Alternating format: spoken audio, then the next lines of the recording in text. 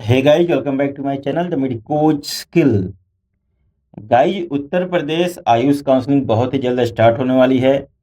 जो भी स्टूडेंट्स उत्तर प्रदेश में एडमिशन लेना चाहते हैं बीएएमएस, बीएचएमएस या फिर बीयूएमएस कोर्स के लिए, उनको मैं बता दूं, उत्तर प्रदेश की जो फर्स्ट राउंड की काउंसलिंग की शेड्यूल आने वाली है, वह मान के चला जा रहा है कि 19 या फिर 20 तक रजिस्ट्रेशन स्टार्ट हो जाएगी उत्तर प्रदेश की। ठीक है, तो अभी आप वेबसाइट पे भी देख सकते हो। यहाँ पे वेबसाइट जो है इसकी अपडेट होके आ चुकी है। जो मैंने आपको पिछले वीडियो में बताया था, यहाँ पे 2023 एंड 2024 था, जो कि अभी चेंज हो गया है। 2024 एंड 2025 ये चीज़ हो चुकी है। ठीक है गाइज, तो अभी इस वीडियो में हम लोग मेनली बात करने वाले हैं कि उत्तर प्रदेश में अगर आपको आयुष की काउंसलिंग करानी है तो उसके लिए कौन कौन से रिक्वायर्ड डॉक्यूमेंट्स है, रजिस्ट्रेशन के लिए क्या क्या डॉक्यूमेंट चाहिए होता है, और नोडल सेंटर लखनऊ में आपको जो है डॉक्यूमेंट वेरिफिकेशन के टाइम पे कौन कौन से डॉक्यूमेंट्स देने होते हैं, कॉलेज में आपको कौन कौन से डॉक्यूमेंट सबमिट करने होते हैं, इन सारी डॉक्यूमेंट्स को लेकर हम इस वीडियो में बात करने वाले हैं। ठीक है गाइज, तो अगर आप चैनल पर नए हो तो चैनल को सब्सक्राइब कर लो और बेल आइकन को प्रेस कर लो, क्योंकि मेडिकल फील्ड से जुड़ी जितनी भी जानकारी होती है या फिर काउंसलिंग से जुड़ी जितनी भी अपडेट्स होती है, मैं आपके यहाँ पे टाइम टू टाइम अपडेट करने की कोशिश करते रहता हूँ। ठीक है गाइज, तो सबसे पहले जब आप रजिस्ट्रेशन करोगे उत्तर प्रदेश की, जब इसकी लिंक ओपन हो जाएगी, जब आप अपना बेसिक डिटेल्स डाल लोगे, बेसिक डिटेल्स डालने के बाद जब आप एजुकेशनल डिटेल्स डाल लोगे, तो उसके बाद जो है आपको डॉक्यूमेंट्स अपलोड करने के लिए ऑप्शन आएगा। ठीक है, तो उस समय आपको कौन कौन से डॉक्यूमेंट्स अपलोड करने होते हैं, तो उस समय आपसे 10th की मार्कशीट मांगी जाती है, 12 की मार्कशीट मांगी जाती है, नीट का स्कोर कार्ड मांगा जाता है। ठीक है, ये जो तीनों डॉक्यूमेंट्स होते हैं सबके लिए कॉमन होते हैं, सभी स्टूडेंट्स को जो है अपलोड करना होता है। ठीक है, बाकी ए कास्ट सर्टिफिकेट, पीडब्ल्यूडी और ईमेल आईडी मोबाइल नंबर तो ये रिक्वायरमेंट होता ही है। ठीक है, कास्ट सर्टिफिकेट, पीडब्ल्यूडी या फिर ex army certificate word and NCC certificate, ये जो दोनों सर्टिफिकेट होती हैं, ये सिर्फ उनके लिए रिक्वायर्ड होती हैं जो कि किसी अगर कास्ट से बिलोंग करते हैं। ठीक है, मान लो कोई ईडब्ल्यूएस या फिर एससी एसटी से बिलोंग करता है या फिर ओबीसी से बिलोंग करता है, तो उसको कास्ट सर्टिफिकेट दिखाना होता है। ठीक है,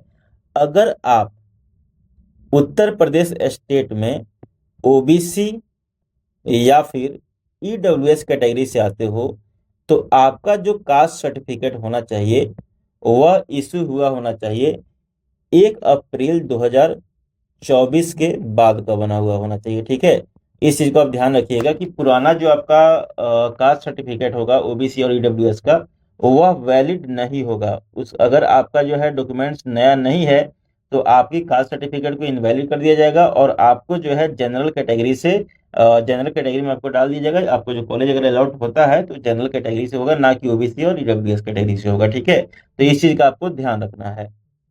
दूसरी चीज जो है PWD, ex army ward, NCC.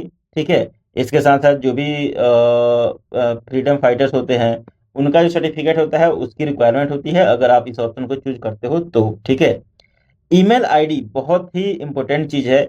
इस चीज को आप ध्यान से डालना कि जब भी आप ईमेल आईडी डाल रहे हो तो वो ईमेल आईडी का जो है एक्सेस आपके पास होना चाहिए, क्योंकि इस पे आपको सारी अपडेट्स जो उत्तर प्रदेश आयुष काउंसलिंग बोर्ड की तरफ से है, सारी की सारी जो आपकी अपडेट होती है वह डिटेल्स में आपको ईमेल आईडी पे ही आती है।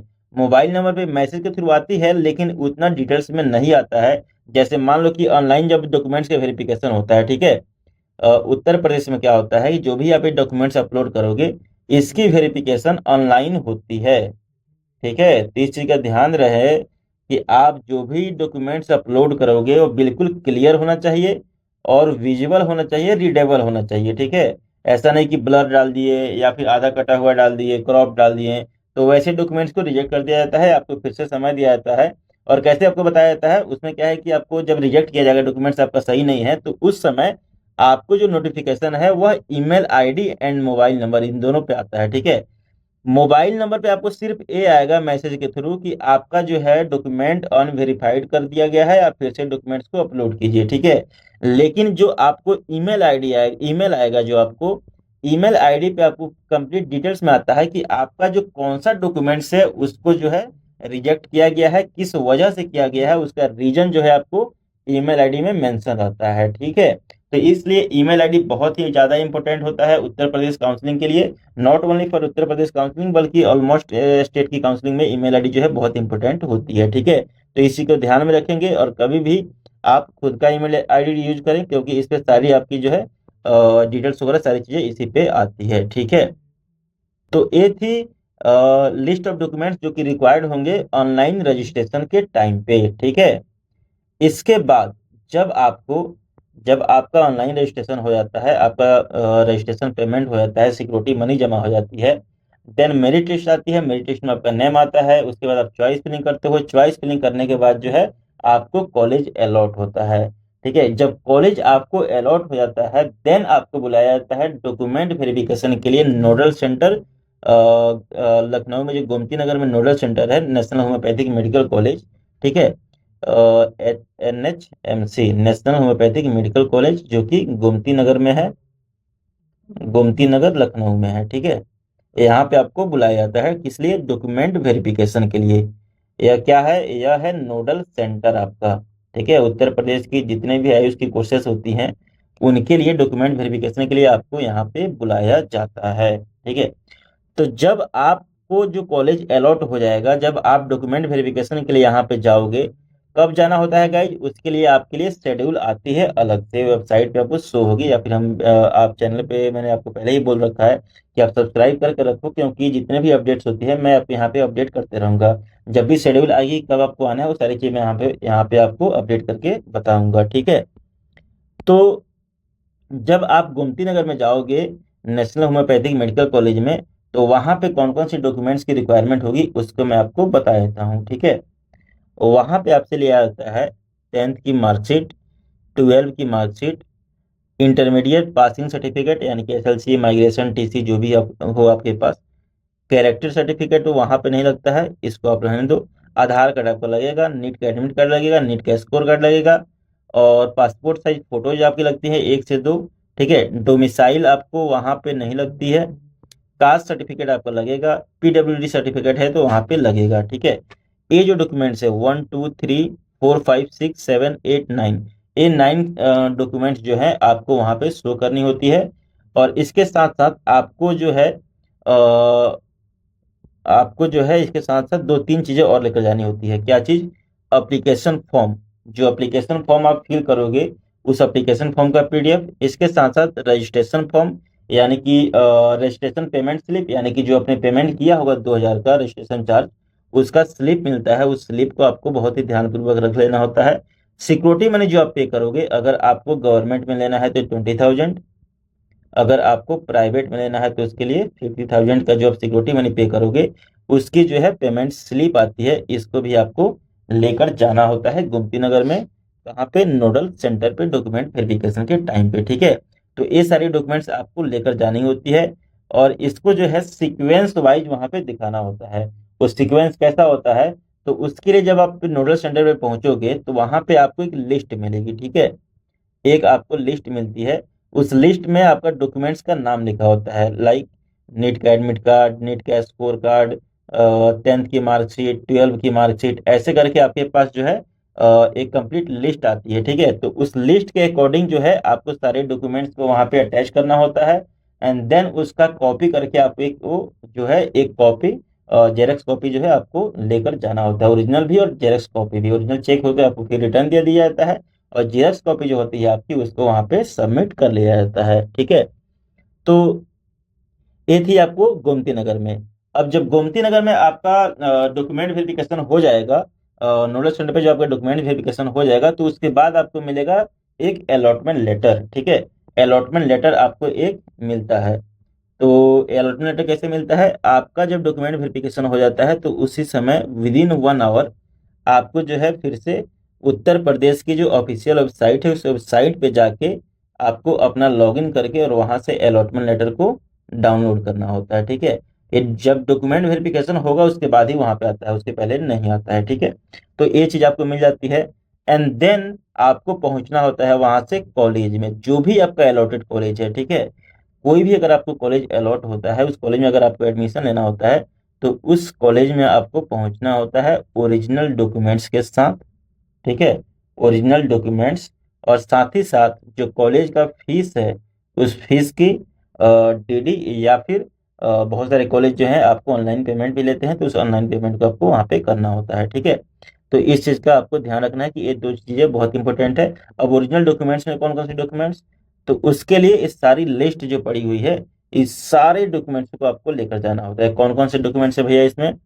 तो 10th की मार्कशीट, ठीक है, 10th की मार्कशीट जो होती है आपके डेट ऑफ बर्थ का जो वेरिफिकेशन होता है इसी से होता है, ठीक है।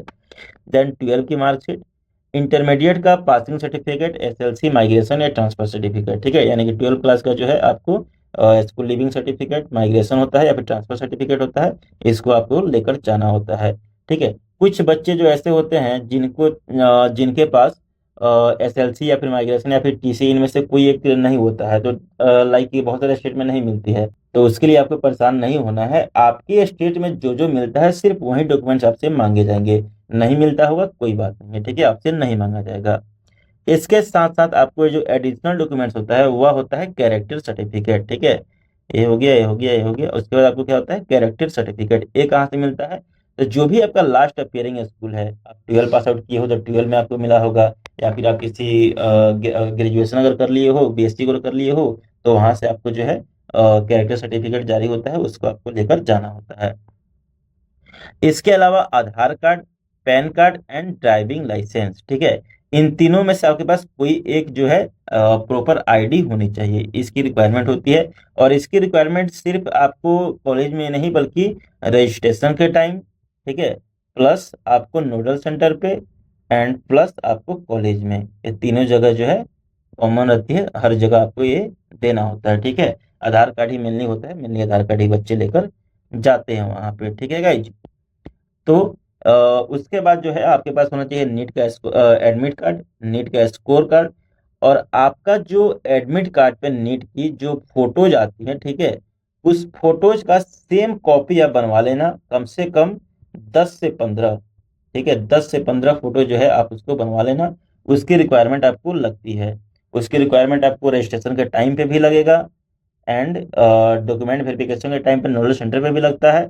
और कॉलेज में जो है आपको 9 से 10 डॉक्यूमेंट्स जो है, पासपोर्ट साइज फोटो जो है आपको वहाँ पे देनी होती है, ठीक है। तो इस चीज़ का आपको ध्यान रखना है। और फोटो आपके पास अगर नहीं है तो सेम फोटो से आप कॉपी करवा सकते हो जाके साइबर कैफे में, ठीक है।